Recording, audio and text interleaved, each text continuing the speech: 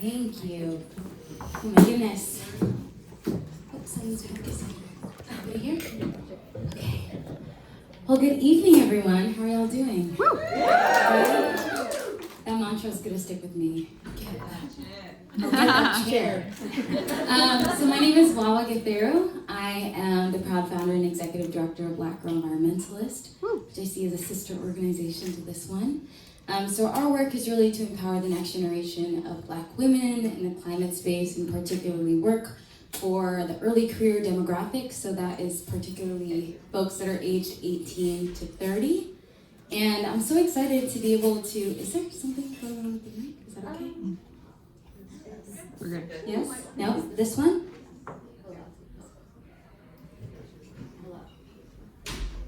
Doop. There we go. As I was saying, I'm very excited to be able to moderate this panel and really just celebrate the next generation of leaders, women leaders, who are taking up space and who are proudly rising in their leadership and who will be the next leaders who are helping to really solve the crisis at hand. And with that, I'm going to be calling everyone up, but I'm going to be also providing their biographies, as they are all incredible women that I look up to, and I'm excited for you all to get to know a little bit more. So first up, we have Ashley. Ashley. Looking stunning, yes. So Ashley has been supporting women in climate programs for over a year and has played a critical role in women in climate's growth. Her passion and drive for climate action, demonstrated through her personal and volunteer projects, make Ashley a role model for us all. Her current full-time role is as a project coordinator at the Energy Coalition, supporting workforce development activities, focusing on the California Climate Action Corps program. Ashley also runs a monthly sustainability challenge on Instagram and actively volunteers with various organizations, including the Buddhist Tushi Foundation and Re-Earth Initiative, to promote positive environmental change in the community. Can we give a round of applause?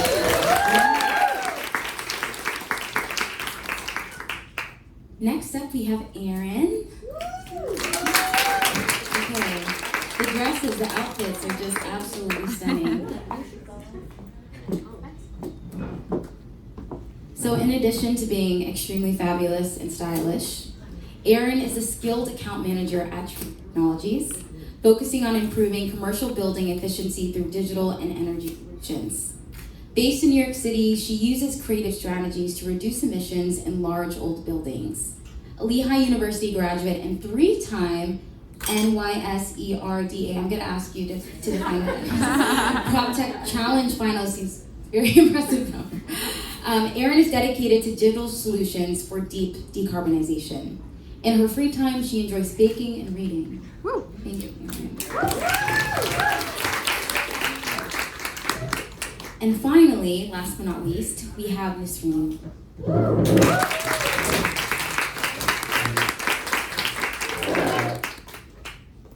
Nisreen is a young climate and peace activist with a background in physics. Is that okay?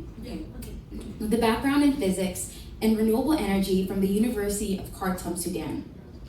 She has made significant contributions to environmental, gender, youth, and political issues. As the youngest negotiator with the African Group of Negotiators, she became chair of the UN Youth Advisory Group on Climate Change. Nisreen founded and chaired the Sudan Youth Organization on Climate Change with over 1,300 members. In 2023, she was named Activist of the Year at the Young Activist Summit. She is a dedicated advocate for climate and peace in Sudan, playing a key role in efforts towards stability and democratic governance. Oh my goodness, I could spend all day asking you all questions, but I have some time to ask you 2 questions. So the first question is, we're all curious, can you tell us about an initiative you've worked on that you're proud of? Hi everyone, can you hear me? Yes.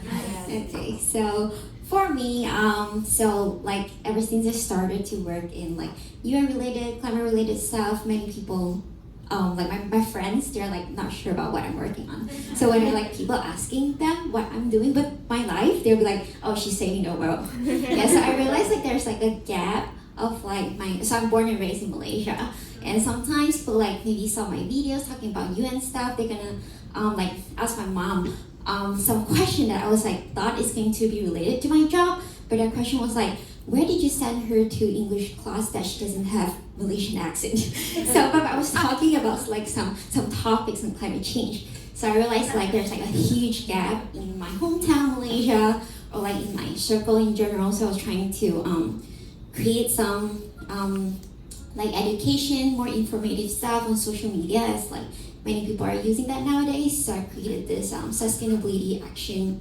calendar. You just need to like spend 7 days, a week, a month to like perform very simple action on the 17 SDGs. So for example, like on energy efficiency, is very simple stuff like just switch off the light or like turn off appliances that you're not using.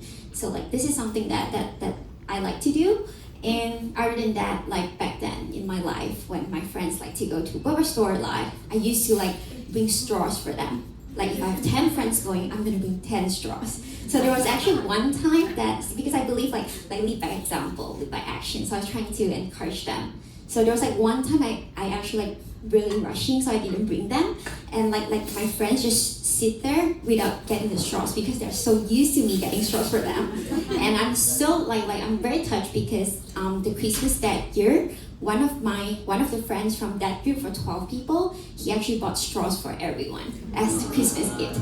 Yeah, so I like really enjoy seeing like behavioral change, making like a cultural shift in their lifestyle like this. So I just want to like continue empower my friends and my family to engage in climate and environmental related action. Yeah, so yeah, I think in a nutshell, I would like to share about this. Hi, can you guys hear me? Yeah. Excellent.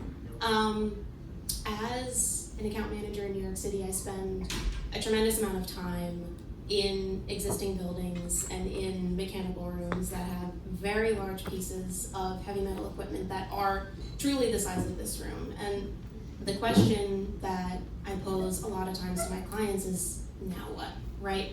We're creating a lot of heat, we're creating a lot of cooling, you can't really see it. How do you measure it? How do you quantify it? How do you reduce it? How do you capture it? How do you reuse it? How do you monetize any of what you're saving? And when they turn to me and say, there's a world of possibilities, how do we take our existing assets and use them smarter? Being able to challenge previous projects, being able to think creatively, being able to recommend innovative ways to use what we have in our existing infrastructure is what gets me really passionate. I'm really proud about that innovative work that I do day in and day out in mechanical spaces all about New York City.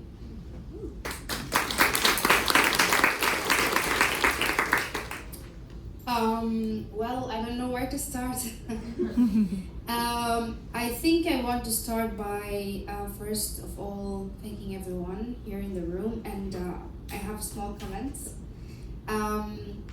Well, I think when I think of women in climate, for example, as a bare name, the first image that comes to my mind is the ladies who have to cross 7 kilometers going and then 7 kilometers returning to bring water or wood for their fire, for example.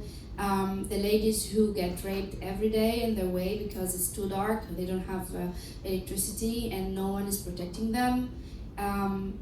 What comes to my brain also is the ladies who wake up in the middle of the night with their homes full of water, and then they have to just grab their kids and run to the highest place because their area has been flooded, and then a few hours later they come back and they find the whole village gone because of the flood.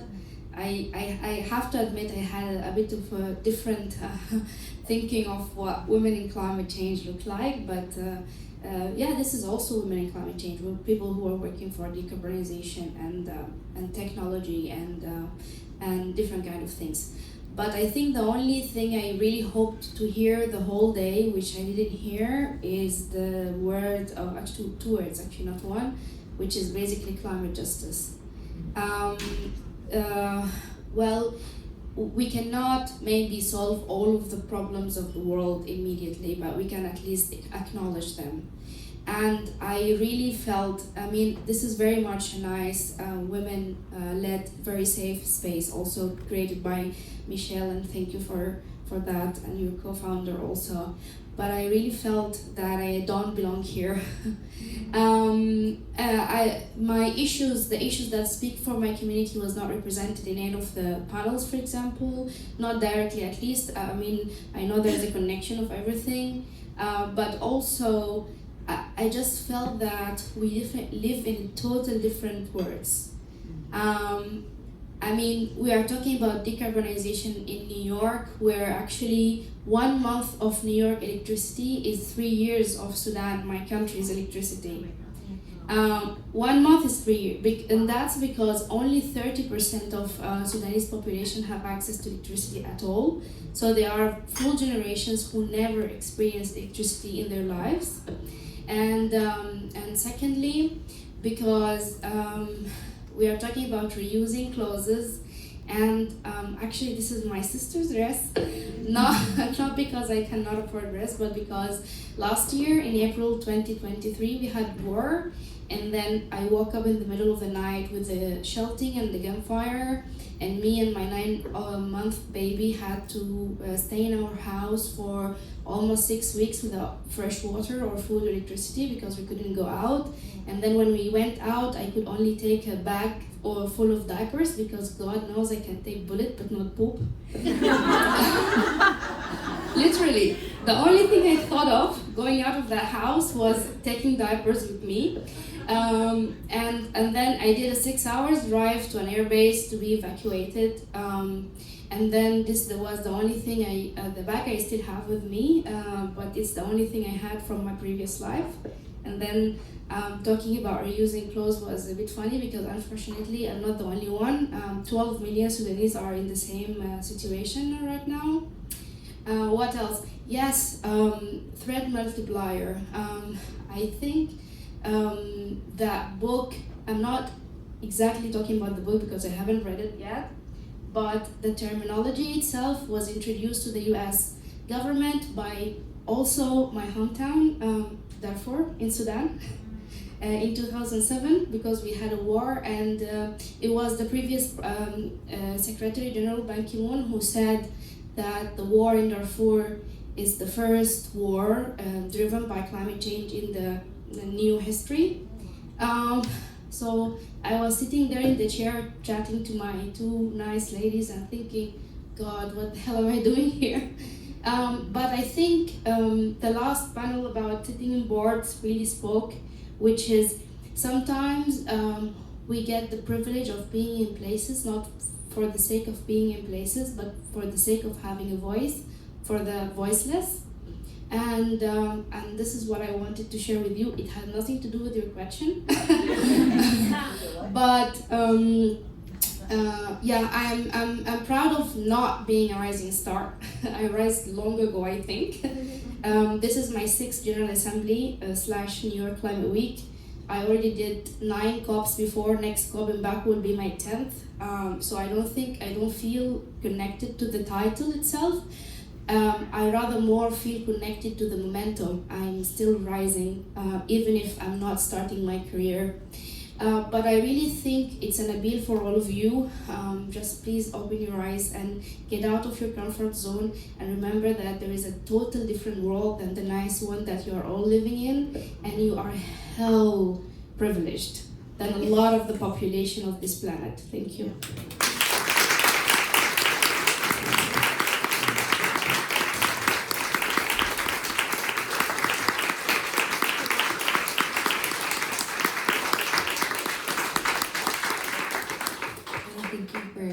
Your bravery as a fellow East African sister, and with that, there's a lot of gravity there, right?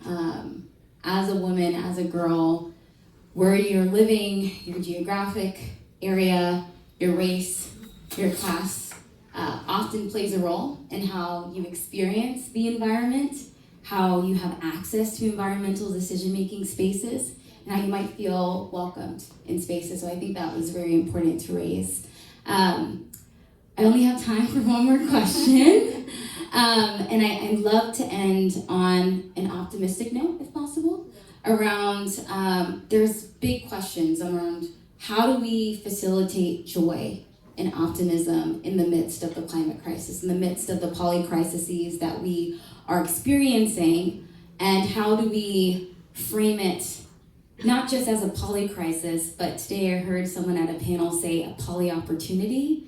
How do we reframe and harness this moment to really not undo, but recognize past harms and make sure that we're building a just climate future.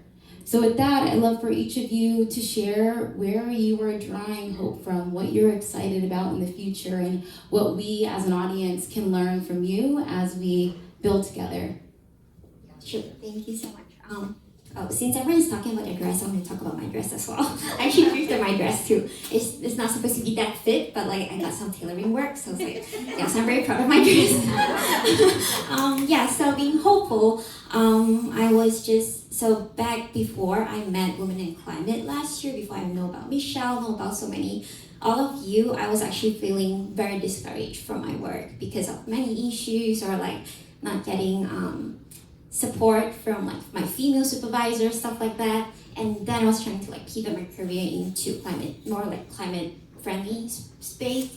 That's how like I discovered Michelle, discovered Women in Climate, and like my life like totally changed because there are so many women that I met from Women in Climate space that are willing to like have coffee chats with me, like talk to me, trying to like provide mentorship and guidance. And then I was like also like feeling a little bit sad to leave my job because I really loved the program I was doing. I was like designing programs for like workforce development to help to support fellows and like young people, young professionals to go outside to the world to learn more about UN conferences, about what topics we're talking about, and learn to connect to their local community. And I thought I'm not going to be able to do that kind of stuff anymore, but because of the connection I made from Women in Climate, I'm now actually doing like similar program with like an income. So like my job. Yeah, so I'm like really happy. So so I think it's really important to find the right people and the right to be in the right space, which like Women in Climate is like totally my lifesaver. So like I've never been so happy to go to work every day. It's like a 6-year-old girl going to school. Like I'm so happy I'm going to school. Every day in the morning I'm like, I'm so happy I'm gonna work today. Yeah, it's like I get to like do stuff that I really like to work. And yeah, it's just really joyful. And speaking about the program that I did before with my previous organization, I was kind of like sad and thought it's going to fall into bad hands or stuff like that. But I learned that there's actually another young lady that's actually driving the program right now. And the program's like so successful. Like it's the 3rd year and I met some of the fellows now. So yeah, so everything just turned out really well. And I just can't wait to empower other people. Like maybe those that are younger than me or my peers, the way all of you here empower me. Thank you. Believe it or not, we're sitting on a Rising Stars panel, but I draw the majority of my inspiration from what is probably the next Rising Star panel, right? Associates who are joining climate, who are facing, I won't say problems, I will say tremendous unforeseen opportunities, and they are asking questions that have not previously been asked before. And when myself and my teammates and the folks that I'm working on solving these problems with together, we're saying, okay, it's a similar problem, let's try to get out of this rut, let's try to think of something new and innovative to do. It's oftentimes our newest associates who say, hey, have you guys thought about approaching it this way? And it's like light bulb moments go off, right? And I think that every day I go to work and I say, let me curate and cultivate and help grow and foster that idea of collaboration and coming up with what might seem like a crazy idea, but really might just actually be the key to solving whatever large problem we're doing, it's continuing to be that ear and then the voice for, I would say, next year's Rising Star panel. You guys will see them soon, I'm sure.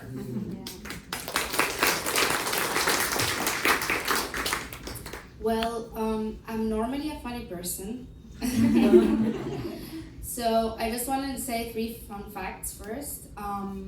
One, I did not buy any clothes because I kept convincing myself that I'm losing weight next month and I will size down. It never happened for 500 days now, I think, literally. And the second fun fact is I already sat on 7 boards before. And I think that it's an advisory ones and not corporate, so NGOs, but it's easier to deal with, less time also. And I think the third one is I always get to ask that question in every interview. Like, yeah, everything is so bad, what makes you hopeful? And I always asked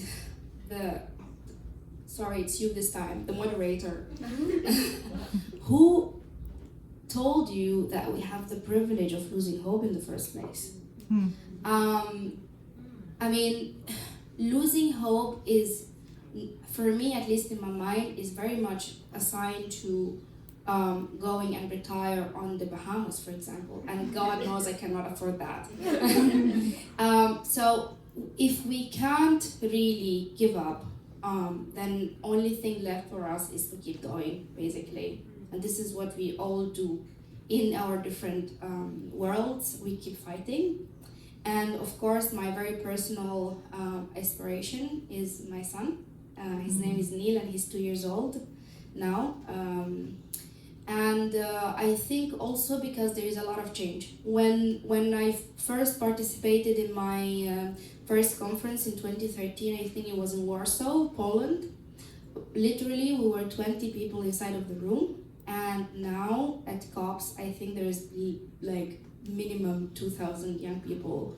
So there is a change. And we were in a phase where we're talking about youth inclusion, for example. And I think we definitely achieved that, not yet 100%, but yes.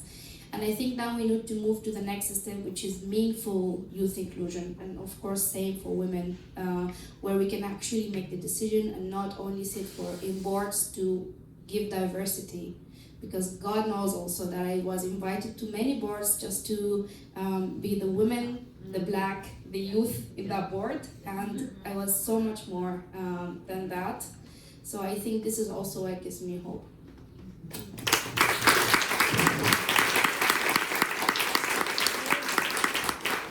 Yeah, just want to add one thing. So the company I'm working right now, just want to bring some hope to everyone. So like all the managerial roles, including like managers, directors, supervisors, or like VPs are all women actually in my company. So like I'm really happy, and most of my colleagues are like women. It's like really nice to work with. So I wish like we can see more of this in the world and in the society. And I wish like just for those who are looking for like right person, right space, like just don't worry about it. Just engage with women in climate and you're gonna get it.